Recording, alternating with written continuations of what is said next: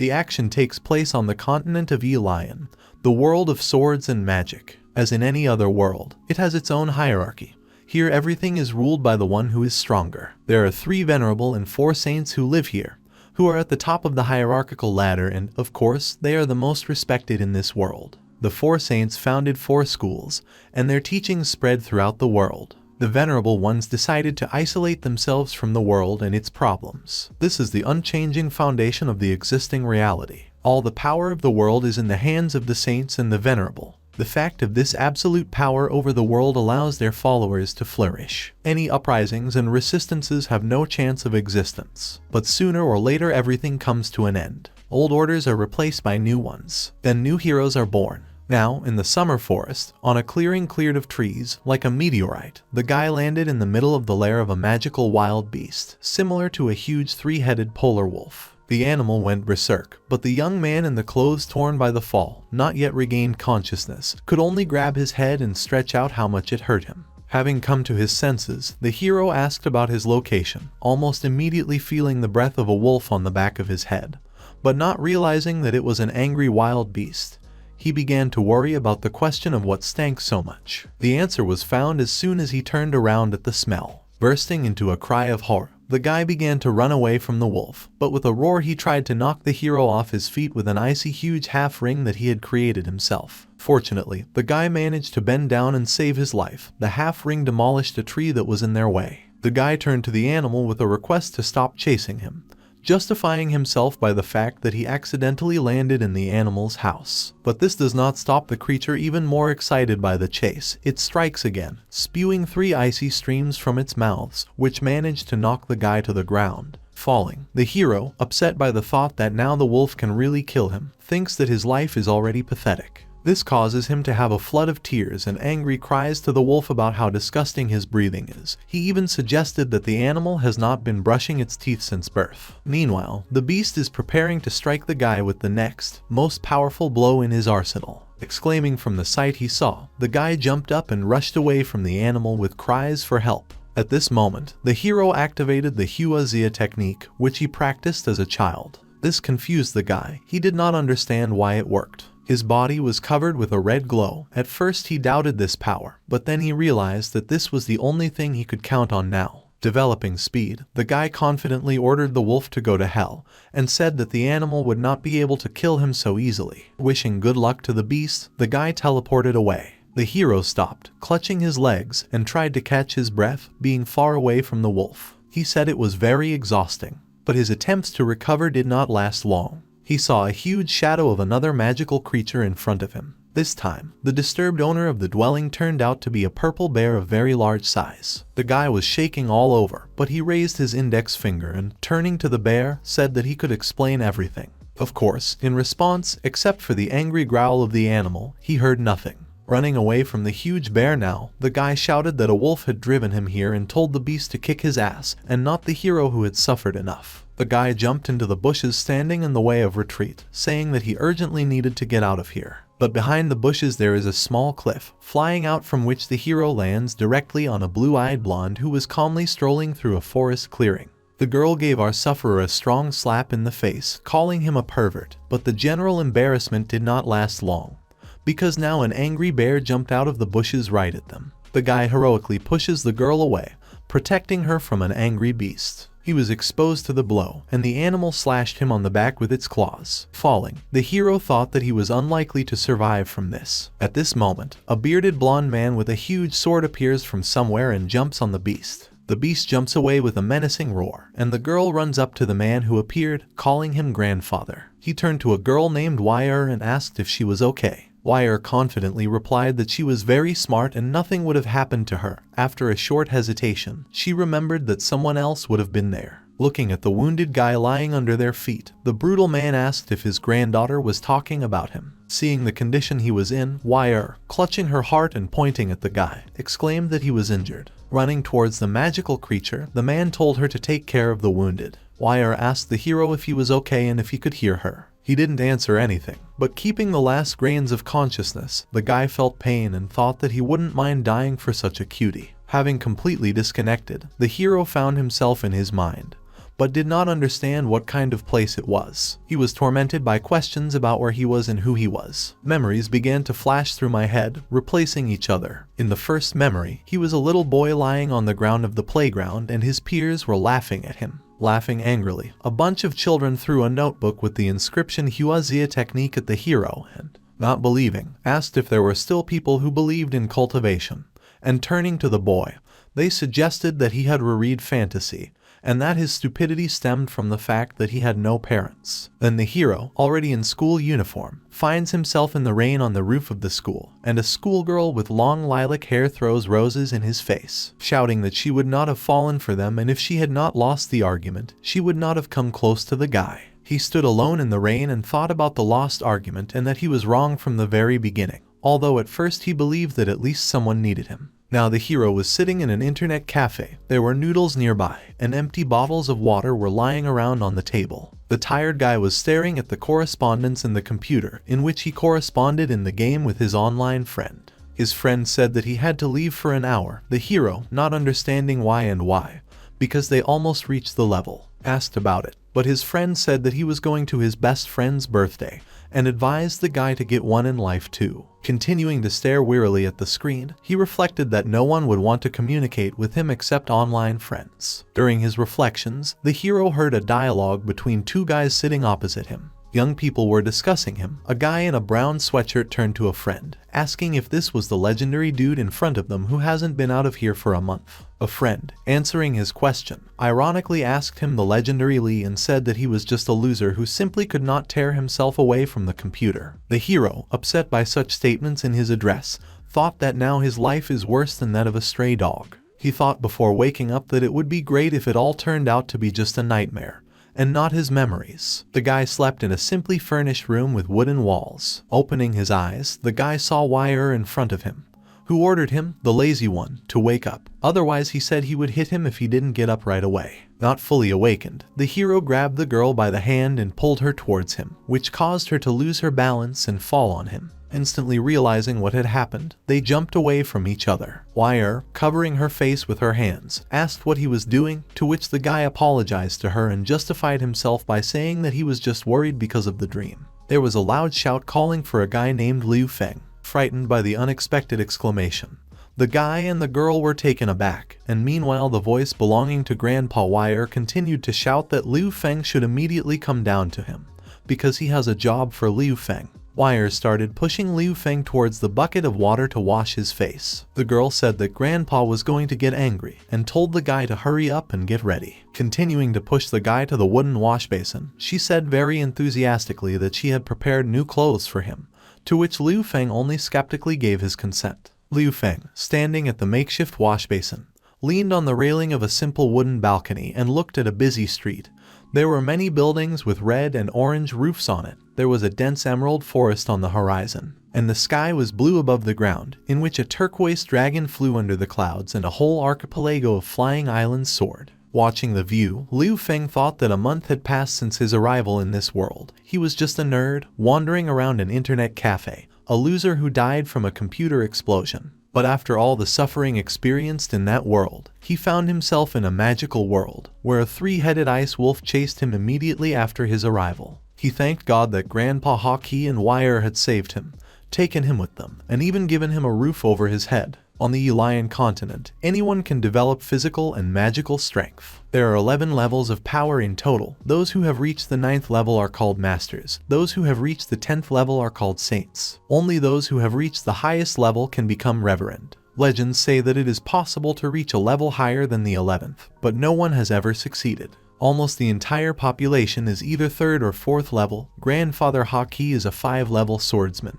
Wire is a disciple of one of the 4 saints Landai. She is very capable, because only those who have high potential or those who can join the saints in the future can become disciples of saints. All that Liu Feng has is the Huazia technique, the name of which makes it clear that it is useless, although in his youth he was convinced of the opposite. The guy sincerely believed once that this technique was strong and spent a lot of time on its development, in order to be disappointed in the end, without getting results. Liu Feng was very surprised that his technique worked in this world. He reflected that the ability had not worked at all as he had expected. Liu Feng was tormented by the question of whether he could develop it with the help of the magic of the local world. The guy understood that he had nothing to lose in that world, so the fact that he found himself in a new reality for him is not something bad, because here he has hope. Liu Feng was pulled out of his long thoughts by the voice of Wire, who was handing him a dark brown shirt. The girl hit him in the face with clothes and ordered him to get dressed. When Liu Feng changed his clothes, she said that it suits him very well, and in these clothes he looks more like a mercenary than anyone else. Looking indifferently at Wire, simultaneously tightening one of the many straps on his chest, he asked if she was trying to insult him or if what she said earlier was a compliment. Seeing that this klutz couldn't figure out the strap on his shirt in any way, the girl volunteered to help.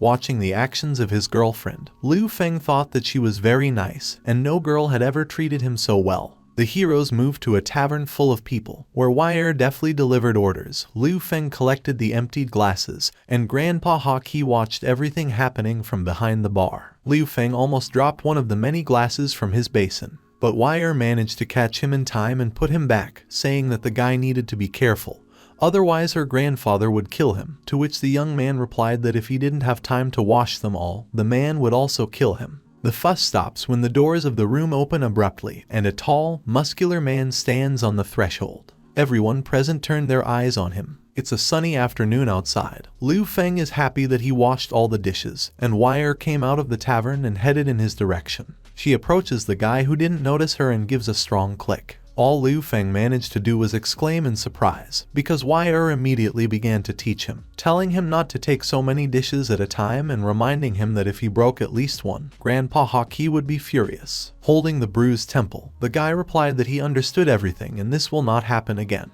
The girl pouted, crossed her arms over her chest and turned away from him, saying that once she herself was the same, but one day her grandfather punished her and she no longer behaves so carelessly. After scratching his head, Liu Feng smiled and apologized again. Wire turned to him and began to remember their first meeting in the forest. She asked why the guy saved her then. Scratching his eye and turning away from her with an awkward smile, Liu Feng said that he could not help but save her then, because he had brought that beast to her. Besides, her life is more important than the guy's life. He started talking about how he didn't have people who cared about him, to which the girl shouted that he couldn't talk like that, because she needed him and now he was part of her and Grandpa Haki's family. As Liu Feng looked at the confused Wire, he thought about how glad he was to be part of their family. During their nice friendly conversation, a short blonde man, their age, surrounded by several tall men, approached them. He rudely called out to Liu Feng and ordered him to move away from his future bride. This phrase shocked Liu Feng.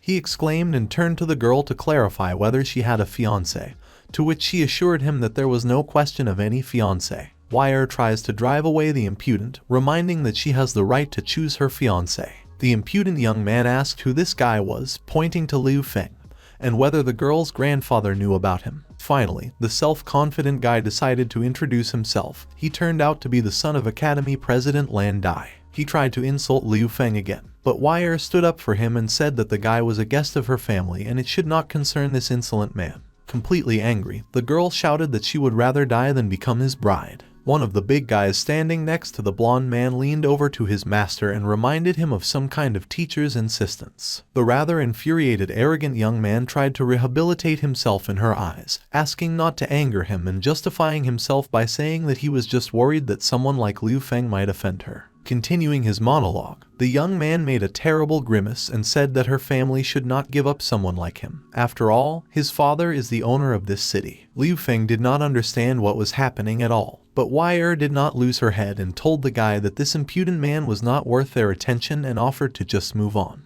But the ill-mannered guy was not going to lag behind them so easily. He began to put pressure on the girl, saying that if she married him, his father would pay for her studies at Xinlan, because only elite magicians and warriors who come from aristocrats who are far from comparable to civilians like her study there. Continuing his unpleasant speech, he asked if Wire wanted to be near such a poor and weak trash like Liu Feng. But this monologue was interrupted by Liu Feng himself, covering the girl with himself and addressing this spoiled rich man with the words that by forcing Wire to marry him, he insults her. In response to his bold words, the blonde's guards offered him their help in dealing with the guy, to which he gave his consent, but ordered not to kill, but simply put in place. A fight started. Men with swords rushed at Liu Feng, but the guy grabbed Wire by the arm and, very deftly dodging their attacks, overtook their master. He let go of the girl's hand and, along the way, saying that the blonde can't call himself a master if he only knows how to mock people all day long.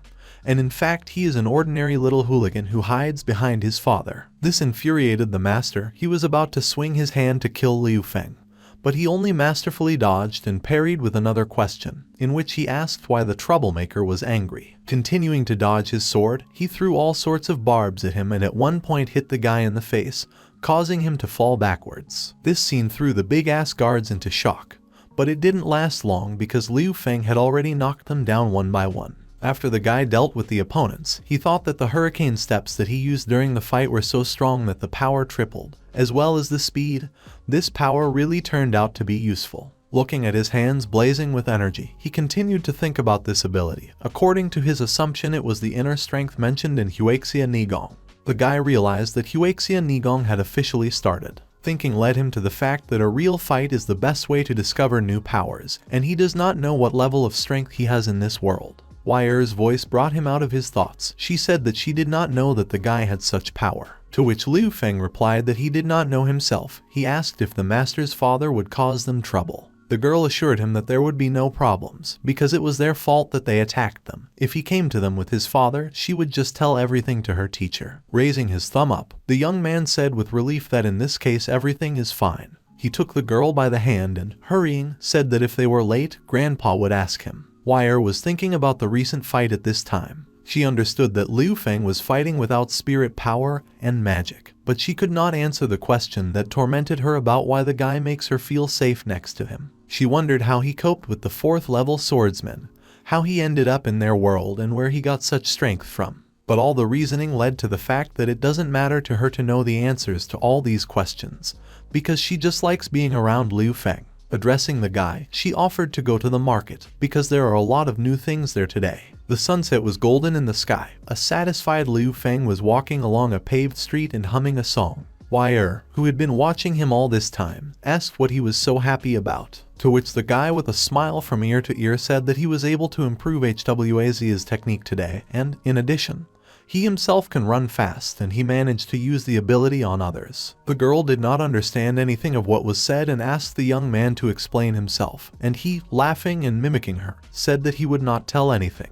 The guy pulled Wire to him, grabbing her by the shoulders, and assured her that she only needed to know that in the future he would be able to protect her. With a twinkle in his eyes, asking if the current situation was romantic, he received a rather powerful slap in the face from a very embarrassed girl. Recovering from this for a short time, he rushed towards the tavern and shouted after his girlfriend, offering a bet that the last one to reach the building would wash the dishes. To this, an even more annoyed girl only managed to yell that he was the first to run and it wasn't fair. Liu Feng opened the tavern's doors with a smile and informed Grandfather Haki that they had returned. But all they saw was warriors and mercenaries scattered on the floor, and in the middle of this horror was a long-haired blonde man, Lei Ting, Lord of Rongma City, and next to him his son. In his right hand, the man held the grandfather by the throat, lifting him off the floor. What they saw shocked the guys. All Wire could do was call out to her grandfather. In response, she heard his wheezing. He told them to run away from there as soon as possible. But he was interrupted by the Lord's son, who, pointing his finger at Liu Feng, shouted that he was the guy who insulted their family. And his father, as the lord of the city, could not just turn a blind eye to it. Enraged, Liu Feng was covered with his characteristic purple flame and furiously shouted that Lei Ting had shed enough blood and ordered him to let his grandfather go. He rushed at the lord with his fists, but he only called him loud and noted that the trick was interesting, but too slow. Touching the boy's forehead with his index finger, he pushed it against the wall. Frightened, Wire threatened Lei Ting that she would report what he had done to the teacher, but the man said that she would not see her teacher again. He stretched purple streams of magic to the girl, lifting her off the floor, and revealed his plan, which was that he wanted to use her to contact the 4 saints. But she was not interested in this at all, and he could not leave witnesses. Wire was suffocated by the magic rays. She realized that she would not be able to cast a spell. At that moment, Liu Feng jumped up and ran towards the Lord, trying to stop him. He threw Grandpa Haki at him, and they both fell to the floor. At this time, Lei Ting with the help of magic aimed the sword at the young man.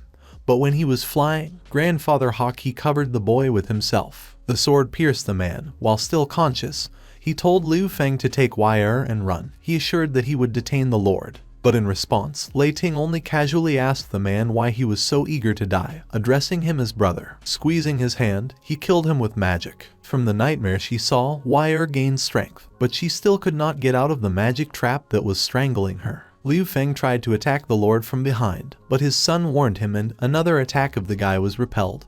He flew into a pile of broken furniture. He was now paralyzed by magic. Lei Ting turned to his son named Lei Nu and asked if he liked the girl, allowing him to do whatever he wanted with her. Enraged, Liu Feng yelled that if Lei Nu even touches the girl with his finger, he will finish him off. But this did not bother this spoiled brute at all. Breaking the magical shackles, the guy rushed towards him, but was stopped by Lei Nu's father. He was interested in the young man's abilities, but still considered him weak. He began to voice his plans for how he would justify himself to the girl's teacher. But suddenly the girl threw back the Lei Nu and extracted a blue shimmering nugget from herself. She decided to sacrifice herself. Crying, she asked Liu Feng not to worry. She said that she was really glad that she had met him. Wishing good luck to the sobbing young man, she blew herself up with a peaceful smile on her lips. The tavern exploded. Lei Ting hid himself and his son under a magical shield dome. Liu Feng also moved with the help of her power to a forest clearing. He lay on the ground and stared in shock at the peach-colored ribbon of Wire's hair in his hand, the only thing left of the girl, and his past carefree life. He squeezed his hand with the ribbon and began to cry, remembering his family that he had found not so long ago. Immediately jumping to his feet, he angrily shouted that he had to kill Lei Ting, and that he would definitely avenge his loved ones. When he came to his senses, Liu Feng began to look around and try to figure out where he was, angrily saying that he needed to return and avenge Wire and grandfather. But his thoughts were soon interrupted by the fall of a huge dragon right in front of his nose. Before the guy had time to come to his senses, a man had already flown up to the dragon, starting to attack the reptile. Trying to comprehend what was happening, Liu Feng stared in fascination at the picture that unfolded in front of him. Noticing the young man, the dragon turned his attention to him. Thoughts were swarming in his head. He thought it was an ambush, but since there was only one person there, he wanted to kill him. Approaching Liu Feng at a fairly close distance, he smelled his scent and realized that he was not a simple person, but from the ground. A gray-haired, long-haired man appeared with a bow and began firing burning arrows directly at the dragon. He managed to injure him. The dragon fell at the feet of the guy, who asked in shock why the archer saved him, but he did not answer anything, began to attack the dragon further. And when his knights began to pull up to the man and asked who this guy was next to the dragon, the gray-haired archer said to kill him along with the dragon and take his eggs. The man's companions started shooting pillars of fire at the dragon, but he only covered Liu Feng with his wing, protecting him from their blows. The young man, not understanding why the dragon was risking himself for him, in response heard from the magical creature the instruction to run away first. These words upset the guy very much, as he remembered grandfather Haki, who sacrificed himself to protect him. Annoyed that everyone was risking themselves for him, Liu Feng soared above the ground and used the power of the aura, releasing the dragon's rage. He was covered with cracks all over and with an angry cry headed towards the enemies. Picking up a high speed, Liu Feng raced at the offenders. The green-haired man with the same green mustache held a massive hammer in his hands and with a grin said in response to the guy's actions that this rage would not give him anything. At this moment, a girl with purple hair headed towards the guy, frowning and swinging an axe several times larger than herself. She maliciously suggested that the guy dodge her blow. Liu Feng put his fist under the axe, deflecting the blow. He and the girl, creating a small explosion, flew away from each other. The guy was next to the dragon, who pulled him to himself with his tail, holding the ardent young man, who was eager to fight again. He told him not to get into trouble, because they are 7th level masters and they have holy weapons. Having braked with the help of her axe, the brisk girl frowned and wondered who the guy who had just repelled her attack was. She did not understand how he was able to resist her wind. Without thinking twice, Liu Feng meanwhile threw off the reptile's tail, and despite the dragon's persuasions, he rushed at the girl. Quickly getting behind her, he was about to kick her, but he was stopped by a mustachioed man, hitting his huge hammer on his knee, protecting his companion. The boy was again on the other side of the clearing, without losing his fighting spirit. The enraged man swung a hammer at him, activating his ability. Mystical ornaments appeared around the hammer. He was already ready to pulverize Liu Feng, But the dragon covered him with himself, informing him that a group of ill-wishers had some kind of blessing, and now their strength is almost on par with the saints. These words made the young man think he understood that they were strong, but not like that person. Liu Feng couldn't even imagine how strong Lei Ting was. At that moment, the guy vomited blood. He realized that his inner strength was exhausted, and the effect of the dragon's rage had already passed. He lost consciousness. Noticing this, the dragon was distracted, and at that moment the gray-haired man slashed him with his huge sword across his chest. The girl, not at a loss, began to urge the soldiers, shouting that the black dragon had weakened, and they should act sooner. The magical creature realized that it was time to leave there and, grabbing the boy with him, sword up, opening the portal. Having figured out the dragon's plan, the company of people fussed, and the same gray-haired man threw his sword at the reptile. The weapon stuck in his chest, but this did not prevent the dragon from escaping, saving himself and Liu Feng. The masters were disappointed that they had missed the dragon, but the girl with an evil grin said that they would not be able to escape, because her spell was already working on them. Opening his eyes, Liu Feng saw only rocks around. He was in some kind of cave. Clutching his head and muttering that he was in pain, he got up and, now sitting down, asked where he was. An unknown voice said that he woke up quickly. Turning sharply at the source of the sound, Liu Feng saw a yellow-eyed guy with his hair pulled back in a ponytail. He was leaning against the cave wall with a sword sticking out of his chest. The guy said that Liu Feng had saved him, but the young man, not understanding what he was talking about, looked incredulously at the guy sitting against the wall. The latter, in response to the incredulous look of his companion, narrowed his left pupil and grew a black horn, asking if Liu Feng recognized him. The young man exclaimed in shock, realizing that there was a black dragon in front of him. The hitherto unknown guy thanked him for saving him, and Liu Feng, fussing, jumped up to him and asked if the stuck sword hurt much. The young man asked if the guy needed help to pull out the weapon, but without waiting for an answer, he grabbed it and tried to pull it out with trembling hands. This caused only a cry of terrible pain from the dragon. He shouted for Liu Feng to stop and said that the sword could not be pulled out so easily, because it would cause severe bleeding from which he could die. The frightened young man jumped away from him with apologies, to which the dragon only calmly said that it was fun for him to play, pulling the weapon out of his chest on his own. Seeing that the guy's mouth was bleeding, Liu Feng grabbed his shoulder and asked if everything was okay. The dragon calmly replied that it didn't matter, but this minor wound would heal in a month. Finally, revealing their location, he said that this was his fortress, and a group of people had not been able to find this place for a long time. Getting up from the floor, the guy assured Liu Feng that they would not be found. But the young man only anxiously asked him who the people who tried to kill them were and why they attacked the dragon. Answering these questions, the guy frowned and said that these were people from the mercenary regiments of the Fourth Empire. They tried to steal his dragon eggs. Exclaiming in amazement, Liu Feng asked if he had misheard, and the dragon meanwhile came up to some pile of garbage and began rummaging there, saying that he would show them to him now. To which the young man again exclaimed why he kept them in a garbage dump. The dragon assured that this was the safest place to store them. Pulling out a huge egg that looked like a chicken, the dragon said with a blissful smile that he had found it. This did not cause Liu Feng any admiration, and he asked, "Does it not look like an ordinary enlarged egg?" The young man sincerely did not understand how it could turn out to be a dragon. Ignoring the young man, the guy looked at the egg with tenderness and told Liu Feng to do the same, calling the egg his girl. To which Liu Feng perplexedly asked how a dragon could claim that it was a girl if she hadn't hatched yet. But the guy insisted on his own, saying that he was sure that it would be a girl, confusing Liu Feng even more by saying that the egg was born by a dragon on its own. Seeing the misunderstanding in Liu Feng's eyes, the dragon with undisguised enthusiasm began to talk about how it happened.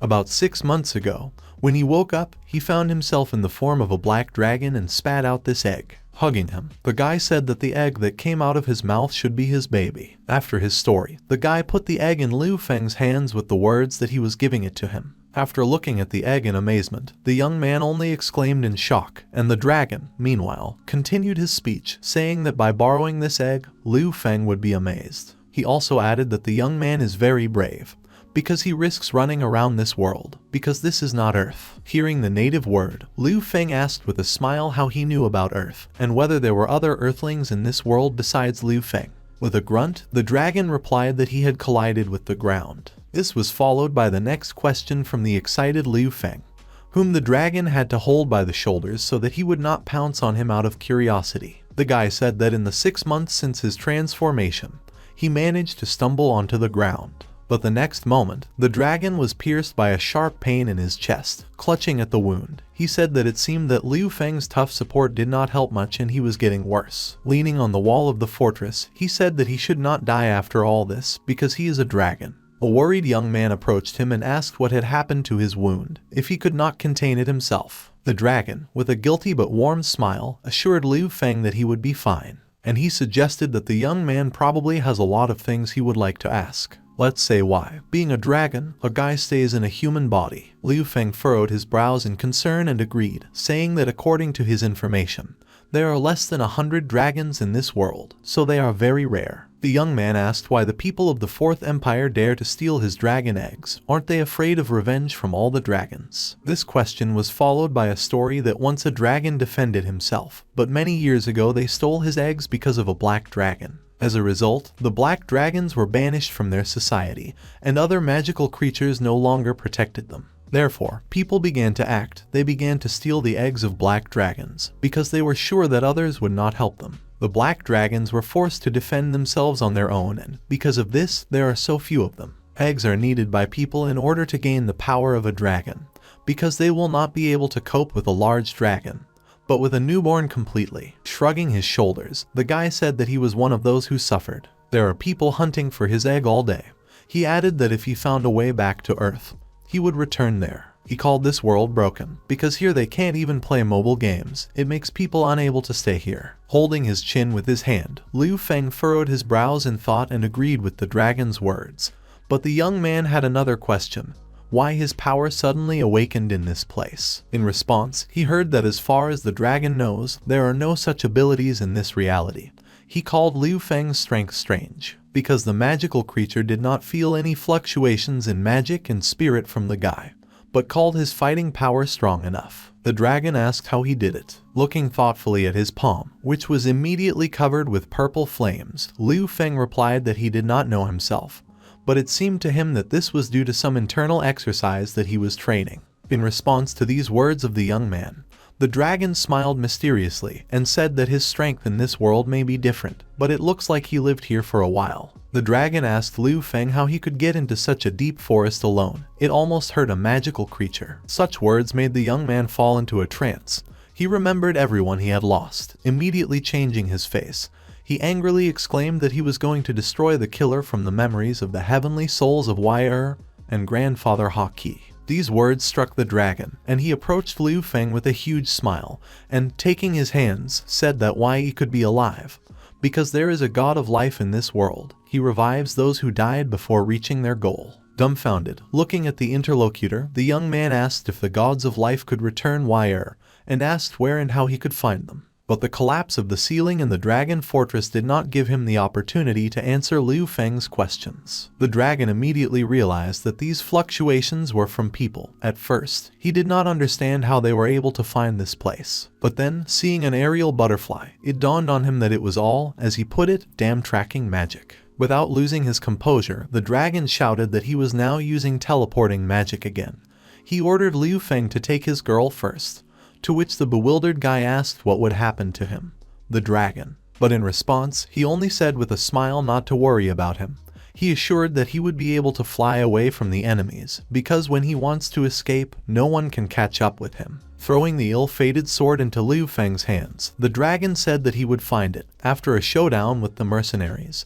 He warned the young man not to abuse this sword, otherwise he would be attacked back. The dragon assured him that his daughter would take care of him. While the dragon was creating the portal, Liu Feng gritted his teeth and thought that he was weak and always protected. He had to become stronger to resurrect Wire and protect the dragon eggs. He believed that in the future he would be able to protect others. At that moment, the sun's rays danced around the sword. The teleporter had almost sucked Liu Feng and the egg into itself, but something went wrong and the magic was broken. In parallel with this, something scratched the young man and a drop of his blood fell on the egg. The transfer should not have taken place, but it was already too late, and the portal dragged Liu Feng with the dragon egg. A portal opened in the sky, from where Liu Feng flew out with a purple lightning with the dragon egg. They landed on the territory of the orcs. Coming to his senses, the boy remembered that the dragon tried to tell him something, but he did not hear. He remembered the egg and was horrified when he saw the crack. Suddenly, the egg in Liu Feng's hands began to glow and he realized that it was about to explode. A large explosion thundered. Throwing the young man into the air, he saw a golden Chinese dragon among the red glow, exclaimed that it was hatching. Immediately after the Chinese dragon was born, the young man picked it up and, calling it cute, asked if it was a girl. But then a white haze enveloped the creature and, in the next instant, Liu Feng got a small foot in the face. The dragon, having assumed his human form, shouted that he was actually a boy. The young man only asked where this kid managed to learn such techniques, but again got kicked in the face. While the kid was conjuring himself a cute green dragon costume, Liu Feng was indignant that it was Yate, the dragon's father, who told him that the dragon should be a girl, so let him beat him. Calling the magical creature a harmful little dragon, he continued to shake the air with his completely unnecessary dragon outrages that he gave so much blood for the baby to be born. And in response he behaved so ungratefully, and even beats his savior. Liu Feng sighed bitterly and asked why he had to bother with him at all. But the little dragon, perched imperiously on the head of his savior, exclaimed that he was hungry, which caused a huge fright in the young man, who clutched his chest, asking if dragons drink milk. The imperturbable little dragon said he wanted meat. With relief and a kind of despair mixed in his voice, Liu Feng exhaled that since the young body demands, he will find meat for it. Kicking up the sword from the ground, the young guy activated his technique, and they rushed to look for food. Meanwhile, 3 elderly men in raincoats were watching the travelers. One of them with gray hair and a crown on his head said that he was late and now Liu Feng could not be detected. The 3 comrades continued to talk about the fact that no outsiders had appeared in their world for a century. But where they were, the dragon clan lives. None of them could say for sure whether the outsider was a dragon or a human, and whether he would become a new legend of this continent. After an hour of hunting, a contented young man roasted the prey they caught on the fire to an equally contented dragon. As soon as Liu Feng removed the food from the fire, the child immediately clung to it with his teeth. The dragon's menacing gaze confused the guy, and he asked what happened, adding that he was not hungry, which means that the baby can eat everything himself. The dragon muttered discontentedly that the taste of the food was mediocre and he was not satisfied.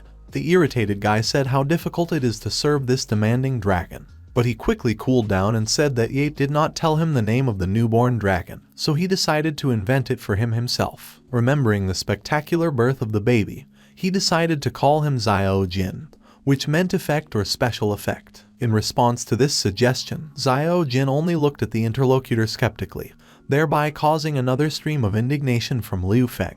He asked what his strange facial expression meant and whether he was laughing at the cultural level of the guy. After finishing the meal, Xiao Jin curled up on Liu Feng's lap with the words that he was full and wanted to sleep, so let the young man not disturb him, causing this good-natured smile on the face of his savior. But behind that sweet smile, the guy was seriously thinking about whether Yate was able to escape without incident. Mentally addressing Xiao Jin, he said that Yate had entrusted the baby to him, so he simply had to take care of him. He thought again that he had to become stronger in order to protect Xiao Jin and resurrect Wire. Furrowing his brows menacingly, he promised that next time he would not run away. Liu Feng looked at the starry sky and continued to ponder. He noted that this is a good place to train. He needs to take advantage of this and practice as much as possible. Next, he planned to find a safe place to find clues about the goddess of life, and then try to find Yate. Meanwhile, in the main palace of the Xinglan Empire, an angry red-haired ruler named Shenao listened to the report of his mercenary that the team hunting for black dragon eggs had failed their mission, and the dragon managed to escape. The king angrily pointed his finger at his subject, calling them all worthless, focusing on the fact that even with holy weapons, they could not defeat the dragon. The subordinate, already trembling with fear, raised his gray eyes to Shenao, adding that the report contained information that the dragon had a personal assistant during the fight. The man immediately wanted to know more about this assistant and asked who it was. In a voice cracked with fear, the subject replied that it was a child with black hair and black pupils, assuring that his subordinates would be able to find him. But the monarch interrupted him, saying that there was no need for this, since he had other plans for the current situation. After 10 days of living in the Dragon Land, the desperate Liu Feng and Xiao Jin lay with their faces in the ground, and surrounded themselves with signs baits for wild animals, covered their heads with piles of soil on which flowers had sprouted, so they tried to catch some wild beast for themselves. The dragon complained to the young man about severe hunger, but Liu Feng only asked him not to worry and focus on hunting.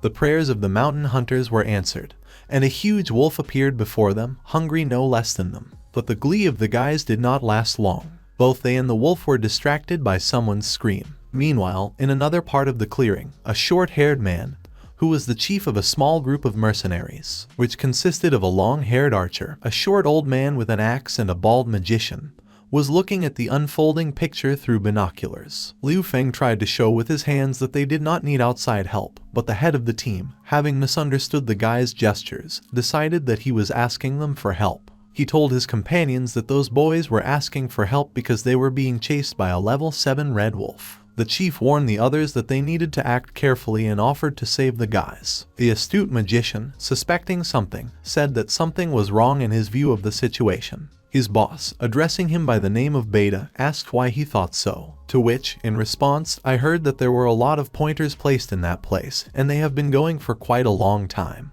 But despite this, they still could not find anything. In Beta's opinion, it was strange. He also noted that the signs themselves, placed around the boys, looked suspicious. The leader, only dismissing the magician, said that he knows about the caution of his subordinate, but believes that the lives of these children are more important. Assuring that the Fire Mercenary Regiment would never lose, he turned to the other men, urging them to follow him. All 4 rushed at the wolf and began to attack him. But after a retaliatory blow they began to fly away from him, and only their heels sparkled. While running away, the leader of the regiment shouted to Liu Feng that they had distracted the wolf and he could run. The whole scene threw Xiao Jin into hysterics. He cried, upset that these 4 men had taken their lunch. Understanding the whole situation, Liu Feng told him that they were just trying to distract the wolf to save them. He said that they could not sit back, and rushed towards the mercenaries and the wolf, leaving the tearful dragon behind. At this time, a group of mercenaries tried to escape from the wolf, shouting incomprehensibly to each other about why the animal was not lagging behind them in any way. The oldest of them, crying, began to tell the leader that he himself would not be able to defeat the wolf of the 7th level. Without calming down, he asked the chief why he was building a hero, saying goodbye to life. The old man said that he did not even say goodbye to his sister. Distracted by the whining of his comrade, the man stumbled, falling under the friendly cry of chief. He looked at the angry wolf flying in his direction and realized that he was going to die. At the moment when the wolf was ready to land on the man in order to deal with him, he just breathlessly fell. It was the merit of Liu Feng arriving in time. Turning to the leader of the mercenary group, he called him Big Brother and thanked him for saving his and Xiao Jin's lives. Overjoyed after all by the successful hunt, the dragon jumped on Liu Feng's head with jubilant cries about the upcoming dinner. The whole shocked team of mercenaries gathered around the guys. They silently studied the children with their eyes, and only the archer broke the silence by asking what had happened. After some time, already under the starry sky, a motley company was sitting around the fire, feasting on fried meat. The head of the mercenaries praised Liu Feng, calling him talented, and said that he could not even think that those tablets were actually bait. Scratching his head in confusion, the young man said that he had lured animals with the help of these tablets, but this time the mercenaries distracted their prey, and the wolf ran after them. But the attention of the leader of the mercenaries quickly switched to Xiao Jin's animal appetite. He wondered in amazement how such a small child could fit so much. Making a serious face the next moment, he asked an equally exciting question, namely, he asked how the guys got here. Looking down, Liu Feng replied that he and Xiao Jin simply had nowhere to go. The man asked in amazement, and the young man, explaining, added that he and the baby got lost and did not know where to go. Having perked up, the man grabbed the boy by the shoulder, finally introduced himself as Ken and said that the guys had nothing to worry about, because he knew the whole continent well, and if they needed to go somewhere, they could just ask him, and he, in turn, would be happy to help them. Liu Feng asked Ken with admiration and hope if he knew how to get to the goddess of life, but to his great disappointment he saw only 3 incomprehensible faces of the mercenaries. Ken, scratching his head in confusion, asked who he was talking about and said that he did not know about the location of this goddess. But then Bates spoke up, switching all the attention of others to himself. He began his story about how after the end of the Battle of the Gods many years ago, absolutely all the gods in the world stopped their activities. After these events, no one ever saw the goddess of life again. This story worried Liu Feng very much.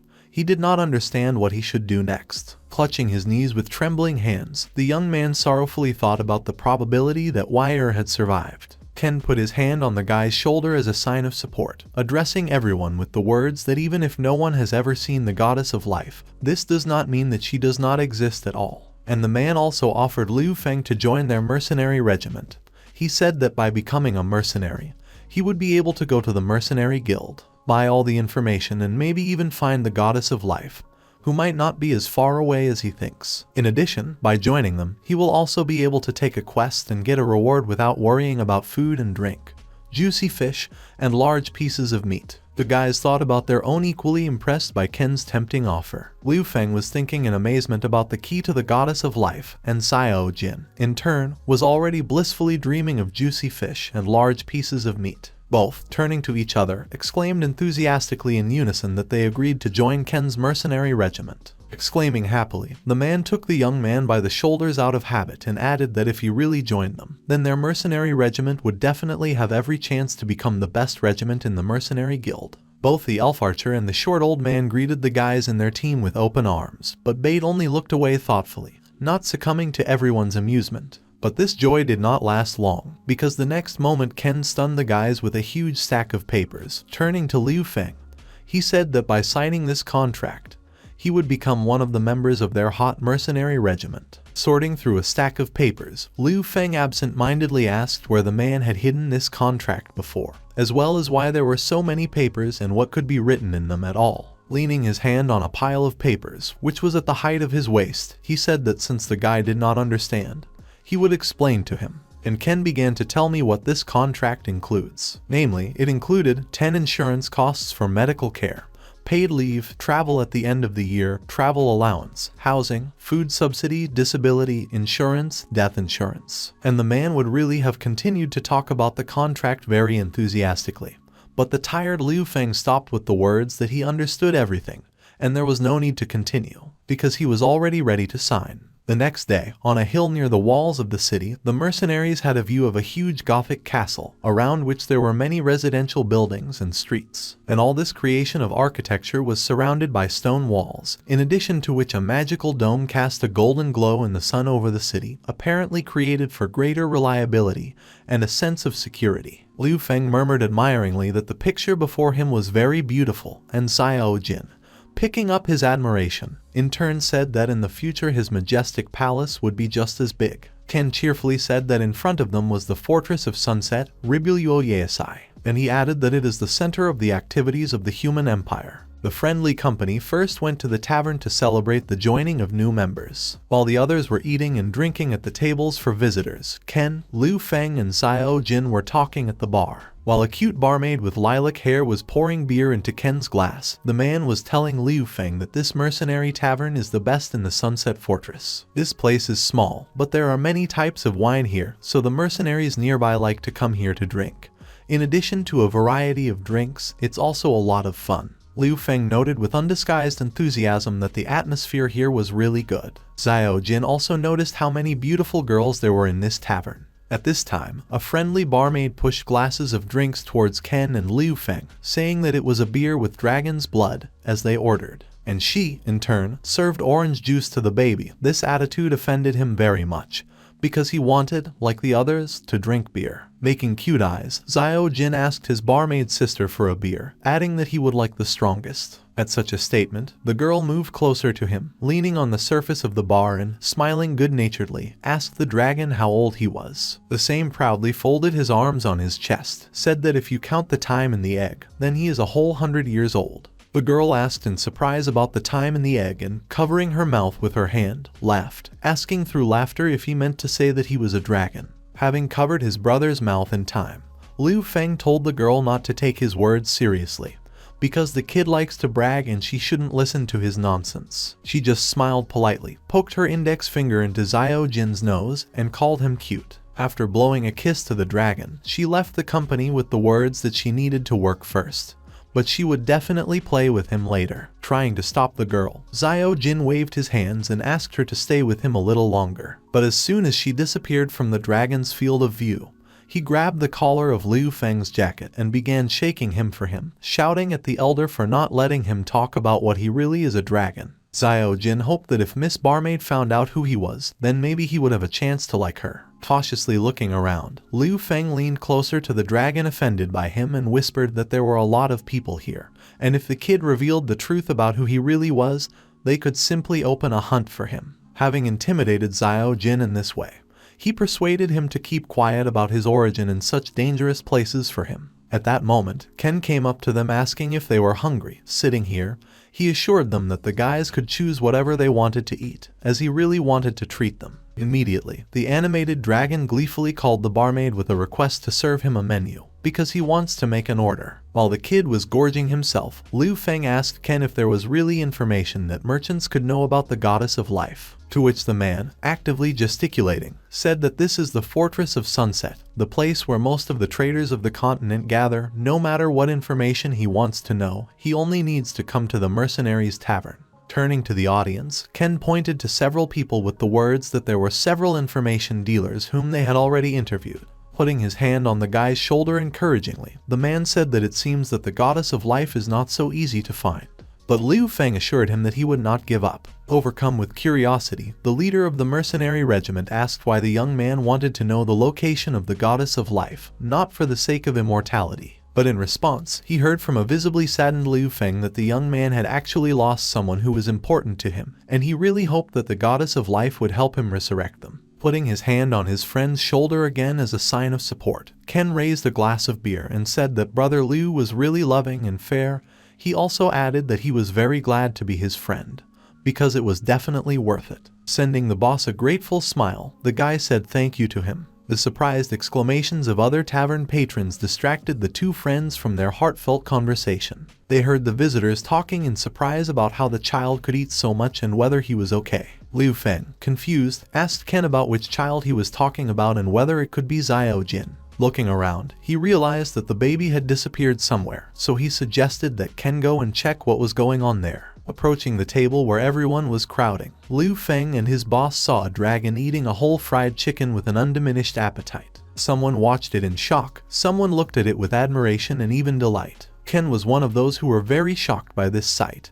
He asked if Xiao Jin really ate it all, and Liu Feng, only hitting himself in the face with his palm, tried to justify his brother by saying that he was growing up and eating too much. When the girl brought another large piece of meat to the table where Xiao Jin was overeating, the man asked if this was exactly normal. But everyone quickly turned their attention to the visitors who entered the tavern at that moment. It was a company of mercenaries, consisting of 5 people, headed by a tall, stout man. He was the deputy chief of the Rhapsody Mercenary Regiment. His name was Wu Ka. Ken anxiously asked why they were here. Ken grabbed Liu Feng by the shoulders and dragged him away from the newly arrived company, saying that they had to go, they would leave first. The young man, who did not understand anything, asked the boss with displeasure what had happened, and why on earth should they leave now. But the man only turned around in fright at the mercenaries from the Rhapsody Regiment, and explained to Liu Feng that these people were at the door from the Rhapsody Mercenary Regiment. They had several conflicts, and they always wanted to take revenge on Ken and his comrades. He asked the guys not to come close to them. Casting a wary glance in the direction of his detractors, Ken exhaled with relief, saying that everything seemed to be in order. At this time, 3 men, Ken's friends, approached them. They greeted and exchanged a few basic phrases, after which the leader decided to introduce his comrades to the new mercenaries of his regiment. Meanwhile, Wu Ka and his comrades took chairs.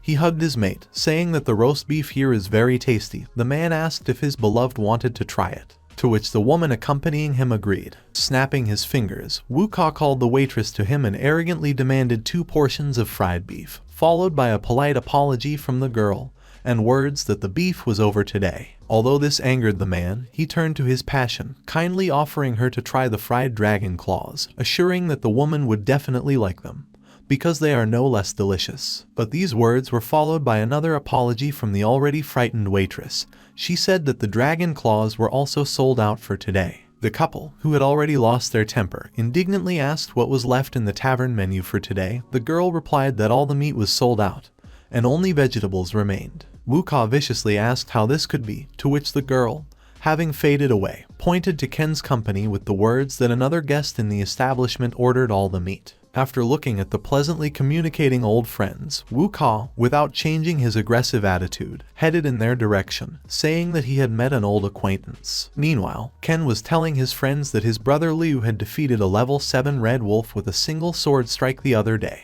to which one man jokingly accused him of bragging, and another doubtfully said that he could only do such a thing if he had the power of saints. Liu Feng wanted to confirm his words, but then their friendly conversation was interrupted by Wu Ka. He turned to Ken and asked if it was him, and then asked why he didn't die with the steppe orcs. He continued his taunts, saying that the Rhapsody Mercenary Regiment had prepared a funeral for them, but they ruined everything by appearing alive and well. Ken lost his temper, hitting the table. He shouted that Wu Ka did not go too far in his jokes, to which the angry man pointed his finger at Liu Feng and asked Ken if he himself had just boasted that this boy was able to defeat the Red Wolf of the 7th level with one blow. Continuing to ridicule his friends, he said that the young man does not even have a fighting spirit, so he does not belong here. The mercenaries who came with Wu Ka simultaneously laughed after the boss. Waving his arms, Ken viciously shouted that he was actually telling the truth, and Liu Feng really defeated that powerful animal with one blow. These words finally drove Wu Ka out of himself. He said that he was at the 7th level and would let Liu Feng kill him, and if the boy failed to knock him down,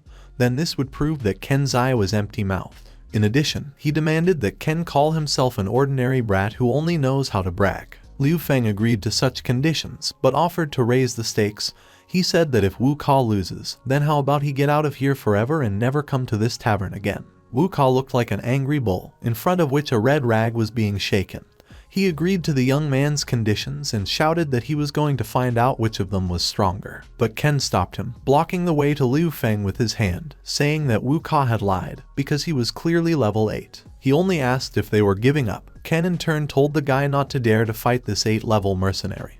But Liu Feng turned to him and asked Ken to believe in his strength. Turning to the waitress, the guy asked to borrow one tube from the drink. The girl gave him this tube. And so, clearing his throat and smiling, Liu Feng turned to Wu Ka, maliciously saying that in order to cope with him, the young man would not even need a sword to deal with him, just one tube would be enough. Making an angry grimace, the man turned to him and said that he had managed to anger him, and he would definitely make the boy regret meeting him. But, without losing his fighting spirit, Liu Feng skillfully countered by pointing a juice tube at the offender with the words that with all due respect, it was Wu Ka who would regret offending his friend Ken. While all the visitors of the tavern watched in shock and said that they could not even think that there was someone who would not be afraid to challenge Wu Ka. Someone from the crowd picked up on this topic, saying that Wu Ka is after all the 8th level, and if the boy loses, he may die altogether. Amidst all this chaos, only Xiao Jin was calm as a boa constrictor, and did not worry at all about the fate of his friend.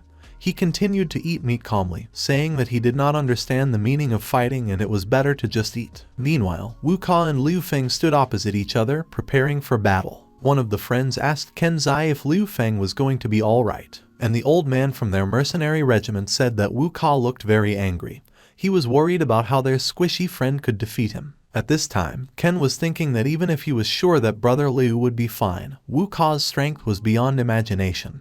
He was afraid for brother Liu. But putting aside doubts, he remembered that Liu Feng was his friend, and it was his fault that he was fighting.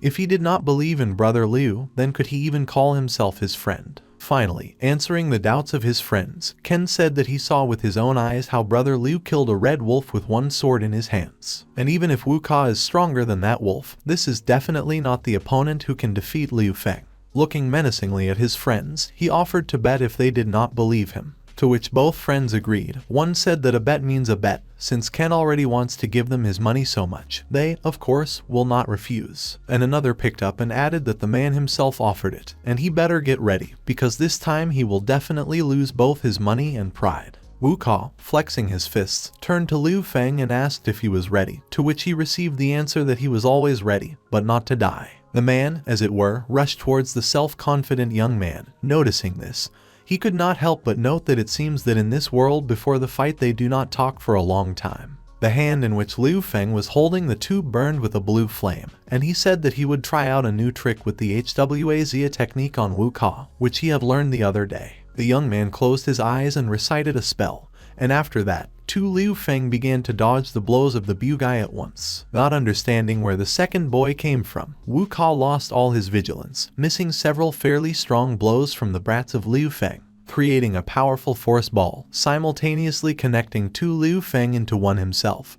He forced Wu Ka to fly against the wall, and even break through it. The man was lying unconscious on the street while everyone was staring at Wu Ka in amazement. Liu Feng only noted that it looks like he won't wake up today. And then, looking anxiously at the broken straw, I thought that I almost lost, and it was not easy to pull this off with a straw. Meanwhile, his anxious subordinates ran up to Wu Ka. They did not believe that some boy could defeat him with one blow. Someone even had doubts whether the man had lied to them about his level. An equally overjoyed Ken ran up to the delighted Liu Feng, saying that brother Liu was simply incredible. Noticing that his friends were trying to slip away without giving him the honestly won money, he reminded them of this. The men from the Rhapsody Regiment tried unsuccessfully to bring their boss to his senses. One of them said in a trembling voice that Liu Feng should wait and get what he deserved for it. To which a completely unimpressed Liu Feng only noted that no matter what world you are in, the villains always say the same thing. Satisfied, Ken Zai ran up to his friend, holding two rather large bags of coins in his hands, again saying that brother Liu is just great, and he earned so much money only thanks to him, so he wanted to give the young man half of this money. But the guy good-naturedly refused, saying that it would be better if he gave the money to the mercenaries. Coming closer to Liu Feng, Ken had already whispered to him worriedly that Wu Ka was very stubborn, and the leader of the mercenary regiment, Mo Tu, would definitely not forgive him. The guy replied that he would take Xiao Jin right away and they would leave. Approaching the bar, Ken Zai threw 2 bags of coins on the table and, turning to the barmaid wiping glasses, counted everything that was broken. He assured her that he would compensate for all the damage. The girl, weighing the bags in her hands, asked how he would pay for everything else because the money he gave was not enough for everything. Confused, the man asked for a check, and when he saw how much there was in it and how long it was, Ken was almost speechless. He was only able to squeeze out a barely audible question addressed to Xiao Jin, in which he asked how many servings the baby had eaten. To which the dragon, blissfully lying on the floor of the tavern, replied that it was only 9 and was quite full. All that was left for Liu Feng was to cover his face with his hand and mumble what a shame it was. And now Ken Zai and Liu Feng are walking along a forest road without jackets, which they also had to bail to a tavern, and a satisfied and well-fed Xiao Jin is walking in front of them. Liu Feng apologizes to the man, saying that all the blame for the incident lies entirely on him. Ken only smiles in response with his big smile and says that what happened is not a problem, because he has already accepted the young man as his own brother, so he has no need to worry. Then, with a more concerned face, he added that, unfortunately, they still have a huge debt in the tavern. Suddenly, a voice is heard behind them. He says that he has one order and whether they want to accept it. Turning around, Ken Zai and Liu Feng saw something completely covered with a purple cloak. In the backyard of the mercenary regiment, 2 men were drowning in the swamp, appealing to the chief of Mo Tu with a plea for forgiveness and promises that they would not make such mistakes again. But no one heard them, and they sank to the bottom of the swamp. At that moment, Wu Ka's subordinates ran to the edge of the terrace. They called Mo Tu, announcing that his deputy had been defeated. A voice rang out from under the quagmire, asking what it was about, how Wu Ka could be defeated. The men in the discord, interrupting each other, began to report that a certain newcomer had appeared in Ken Zai's squad, and it was he who defeated Wu Ka, and not just one, but with one blow. The blue crown of Mo Tu, the head of the mercenary guild, appeared from under the swamp water, and then he himself began to come out of the quagmire, arguing that Wu Ka of the 8th level and he could not be defeated so easily. He also noted that Ken Zai was a weakling, asking where he could have such people. Entering the steps leading to the terrace, the man asked where this guy who defeated Wu Ka was. He wanted to look at the one who dared to attack his people. In response, he heard that according to the scouts, they just went to the mercenary guild. Mo Tu indignantly asked his subordinate why they should go there, to which a crumpled answer followed. The mercenary said he did not know why they should go there. Meanwhile, Liu Feng and Ken Zai were already in their clothes walking down the corridor of the mercenary guild. The young man asked how Ken managed to get their clothes back. The man said that he just humiliated himself very much in front of the girl worker of the tavern, until she felt sorry for him and returned the things. Saying that humiliating himself for the sake of clothes is low, Liu Feng quickly changed the subject, asking Ken Zai what he thinks his level is. The man quite reasonably assumed that since the guy was able to defeat Wu Ka, then his level is clearly higher than the 8th. He also added that he was glad that someone like Brother Liu joined his squad. So far he was the strongest member of his mercenary regiment, which meant that he could take difficult tasks and get more money. The words of a friend made the young man think. He did not understand why Ken then refused the man in the purple cloak. It still did not fit in his head. He was brought back from his thoughts by his friend's hand, which had already landed on his shoulder out of habit. The man asked what the guy was thinking about, but did not wait for an answer as they came to a huge hall. The ceiling was glass in the shape of a dome, and under it in the very center of the hall was a huge cobblestone with a scarlet image of the sun. The stone was floating in the air, but it was held by 4 chains that stretched all the way to the walls, apparently to keep the cobblestone in place. There was a whole crowd of people near the stone.